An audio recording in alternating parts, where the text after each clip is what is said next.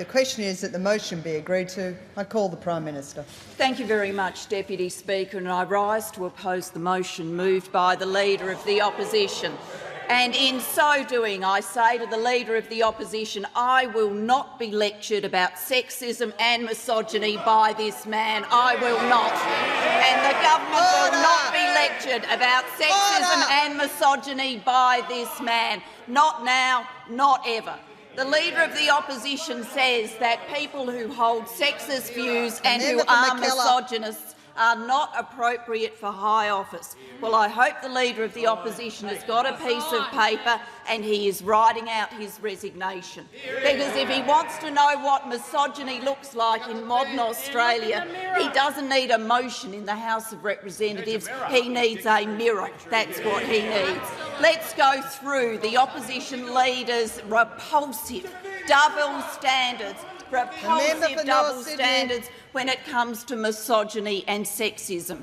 We are now supposed to take seriously that the Leader of the Opposition is offended by Mr Slipper's text messages, when this is the Leader of the Opposition who has said, and this was when he was a minister under the last government, not when he was a student, not when he was in high school, when he was a minister under the last government.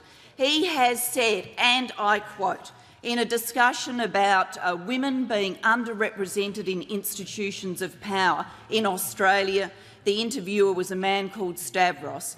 The Leader of the Opposition says, if it's true, Stavros, that men have more power, generally speaking, than women, is that a bad thing? And then a discussion ensues and another person being interviewed says, I want my daughter to have as much opportunity as my son. To which the Leader of the Opposition says, yeah, I completely agree, but what if men are by physiology or temperament more adapted to exercise authority or to issue command? Then ensues another discussion about women's role in modern society, and the other person participating in the discussion says, I think it's very hard to deny that there is an underrepresentation of women, to which the Leader of the Opposition says, but now there's an assumption that this is a bad thing. This is the man from whom we're supposed to take lectures about sexism. And then, of course, it goes on. I was very offended personally when the Leader of the Opposition, as Minister for Health, said, and I quote, abortion is the easy way out. I was very personally offended by those comments. You said that in March 2004. I suggest you check the records. I was also very offended on behalf of the women of Australia when, in the course of this carbon pricing campaign, the Leader of the Opposition said, when the housewives of Australia need to do what the housewives of Australia need to understand as they do the ironing. Thank you for that painting of women's roles in modern Australia. And then, of course, I was offended too by the sexism, by the misogyny of the Leader of the Opposition catcalling across this table at me as I sit here as Prime Minister. If the Prime Minister wants to, politically speaking, make an honest woman of herself, something that would never have been said to any man sitting in this chair. I was offended when the Leader of the Opposition went outside in the front of Parliament and stood next to a sign that said, ditch the witch. I was offended when the Leader of the Opposition stood next to a sign that described me as a man's bitch. I was offended by those things. Misogyny, sexism, every day from this Leader of the Opposition. Every day, in every way, across the time the Leader of the Opposition has sat in that chair and I've sat in this chair, that is all we have heard from him. And now the Leader of the Opposition wants to be taken seriously. Apparently he's woken up after this track record and all of these statements. He's woken up and he's gone, oh dear, there's this thing called sexism. Oh, my Lord, there's this thing called misogyny. Now, who's one of them?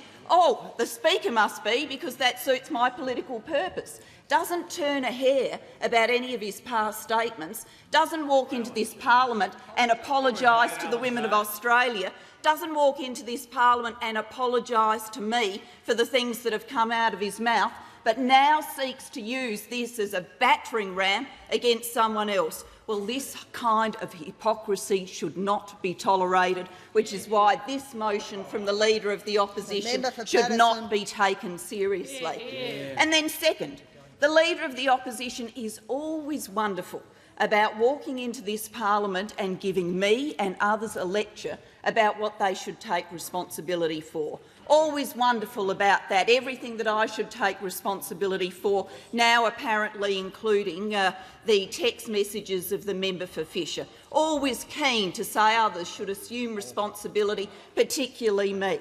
Well, can anybody remind me if the Leader of the Opposition has taken any responsibility for the conduct of the Sydney Young Liberals and the attendance at this event of members of his front bench? Has he taken any responsibility for the conduct of members of his political party and members of his front bench who apparently, when the most vile things were being said about my family, raised no voice of objection?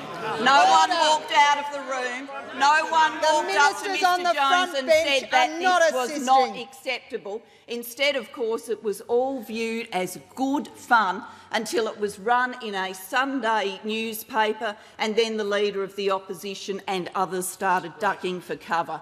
Big on lectures of responsibility, very light on accepting responsibility himself for the vile conduct of members of his political party.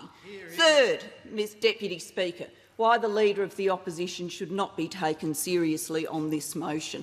The Leader of the Opposition and the Deputy Leader of the Opposition have come into this place and have talked about the member for Fisher. Well, let me remind the Opposition and the Leader of the Opposition particularly about their track record and association with the member for Fisher.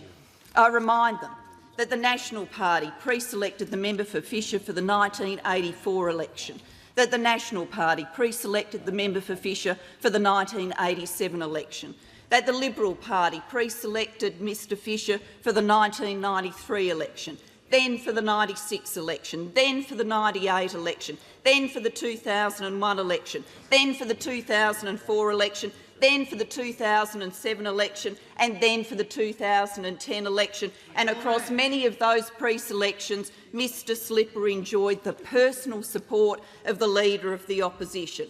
I remind the Leader of the Opposition that on the 28th of September 2010, following the last election campaign, when Mr Slipper was elected as Deputy Speaker, the Leader of the Opposition— The Leader of the Opposition at that stage said this, and I quote, he referred to the member for Maranoa, who was also elected to a position at the same time, and then went on as follows: "And the member for Fisher will serve as a fine complement to the member for Scullin in the chair. I believe that the parliament will be well served by the team which will occupy the chair in this chamber. I congratulate the member for Fisher, who has been a friend of mine for a very long time, who has served this parliament in many capacities with distinction." The words of the Leader of the Opposition on record about his personal friendship with Mr Slipper, and on record about his view about Mr Slipper's qualities and attributes to be the Speaker. No walking away from those words. They were the statement of the Leader of the Opposition then. I remind the Leader of the Opposition, who now comes in here and speaks about Mr Slipper and apparently his inability to work with or talk to Mr Slipper, I remind the Leader of the Opposition he attended Mr Slipper's wedding. Did he walk up to Mr Slipper in the middle of the service and say he was disgusted to be there? Was that the attitude he took? No, he attended that wedding as a friend. The Leader of the Opposition keen to lecture others about what they ought to know or did know about Mr Slipper. Well, with respect, I'd say to the Leader of the Opposition, after a long personal association, including attending Mr Slipper's wedding, it would be interesting to know whether the Leader of the Opposition was surprised by these text messages. He's certainly in a position to speak more intimately about Mr Slipper than I am and many other people in this parliament, given this long personal association. Then, of course, the Leader of the Opposition comes into this place and says, and I quote, "Every day the Prime Minister stands in this parliament to defend this Speaker will be another day of shame for this parliament, another day of shame for a government which should already have died of shame." Oh, where's that phrase? Well, can I indicate to the Leader of the Opposition the government is not dying of shame. My father did not die of shame. What the Leader of the Opposition should be ashamed of is his performance in this parliament and the sexism he brings with it. Now, about the text messages that are on the public record or reported in the— that's a direct quote from the Leader of the Opposition, so I suggest those groaning have a word with him. Now, on the conduct of Mr Slipper and on the text messages that are in the public domain, I have seen the press reports of those text messages. I am offended by their content. I'm offended by their content because I am always offended by sexism. I'm offended by their content because I'm always offended by statements that are anti-women. I'm offended by those things in the same way that I have been offended by things that the Leader of the Opposition has said, and no doubt will continue to say in the future, because if this today was an exhibition of his new feminine side, well, I don't think we've got much to look forward to in terms of change conduct. I am offended by those text messages, but I also believe, in terms of this parliament making a decision about the speakership, that this parliament should recognise that there is a court case in progress, that the judge has reserved his decision, that having waited for a number of months for the legal matters surrounding Mr Slipper to come to a conclusion, that this parliament should see that conclusion. I believe that is the appropriate path forward, and that people will then have an opportunity to make up their minds with the fullest information available to them.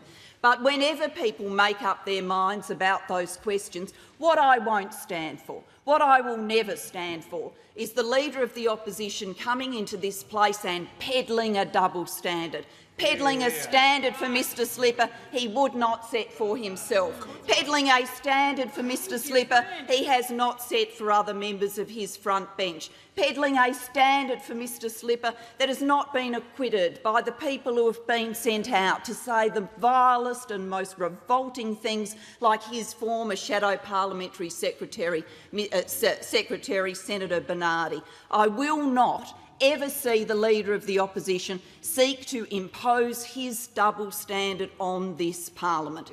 Sexism should always be unacceptable. We should conduct ourselves as it should be always unacceptable. The Leader of the Opposition says do something. Well, he could do something himself if he wants to deal with sexism in this parliament. He could change his behaviour, he could apologise for all these past statements, he could apologise for standing next to signs describing me as a witch and a bitch, terminology that is now objected to by the front bench of the opposition. He could change a standard himself if he sought to do so. But we will see none of that from the Leader of the Opposition, because on these questions he is incapable of change. Capable of double standards, but incapable of change. His double standards should not rule this parliament.